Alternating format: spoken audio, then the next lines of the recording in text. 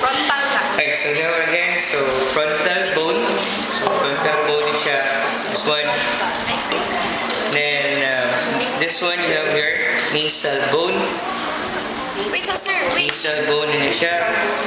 Then here, nasal bone na kana. Then kani siya, you have your lacrimal bone. Sir. Ano po din lacrimal bone. And then this one would be your zygomatic bone. Then this one would be your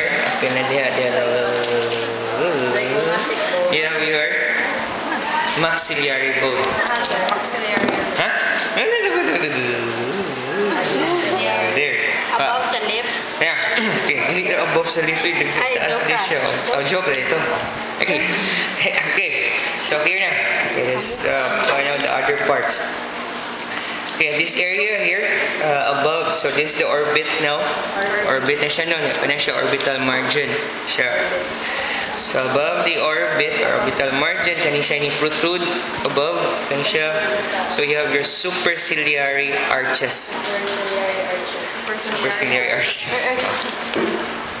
Okay, then above sa inyong orbital margin there, if ever half circle siya, notch.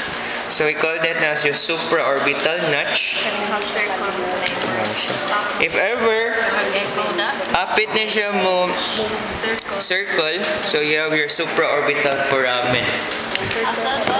Nay skull nga nay naging asa to, pala namin ito. So dingin na siya, no? Dingin siya. So it's more supraorbital foramen rather than a notch. Okay, here. Okay, next. Okay, and then below sa imong orbit, this one, you have your infraorbital foramen. So, below you have your infraorbital foramen. Okay. Then at the levels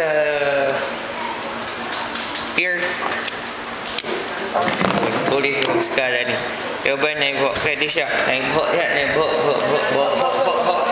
So there's more on the lateral side na. So that will be your zygomatico-temporal foramen.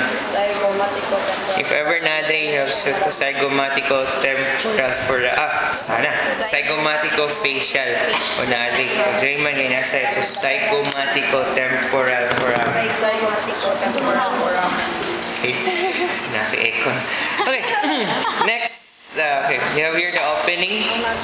So we call that opening na as their anterior nasal aperture. The anterior nasal aperture.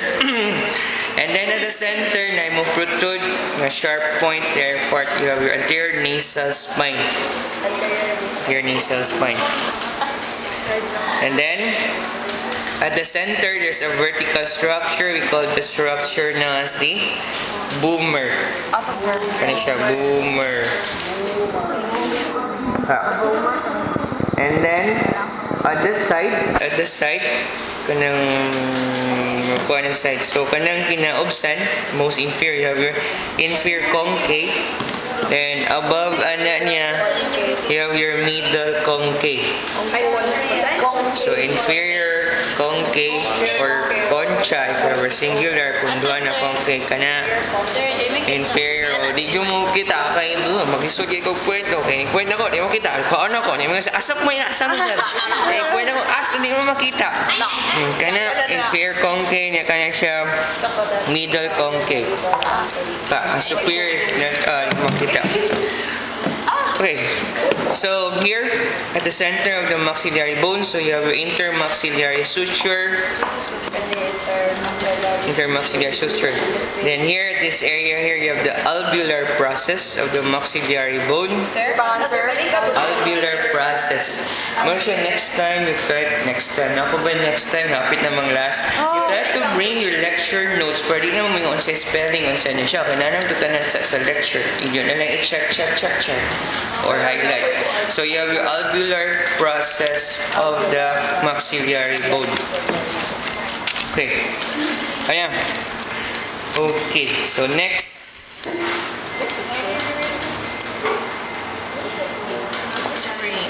Okay, you have your lacrimal foramen there. Kanya siya. Ang kanang buslot sir nga gamay. Yeah, inside the orbit, ganang orbit na slit-like structure na sa ibabaw, kung makita, ambot lang makita ba niyo? Ang slit-like structure na sa ibabaw, so you have your superior orbital fissure. Asa, sir? Superior orbital fissure. Ana asa ni sa yung ball pen sir? Oh, kanang isod lang ng ball pen, superior orbital fissure. And then, below, you again have a slit-like structure, kanang isod lang sa ball pen, inferior orbital fissure. Inferior orbital fissure. If we're going to look there, the medial sa inyong superior orbital fissure, na a certain opening, we call that na the optic canal or optic foramen. Asa sir? There, ganun tungkol sa superior orbital fissure na hingin. Ana sir? There. Okay. So next, let's proceed now to the mga processes. Mas klaro to on this bone. Okay, you have your suture here. So, you have a process here. We call this process now as the zygomatic process of the frontal bone.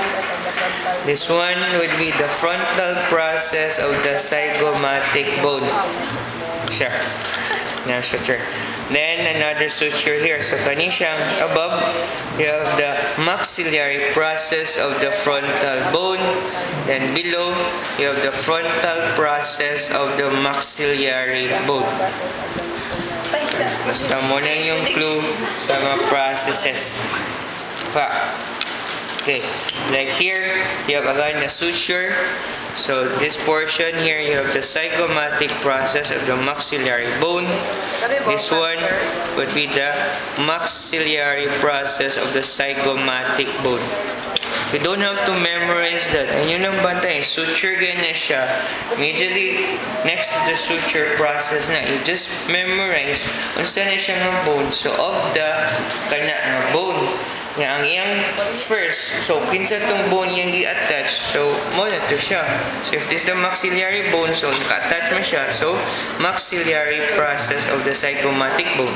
Mura. Okay? Here. Okay.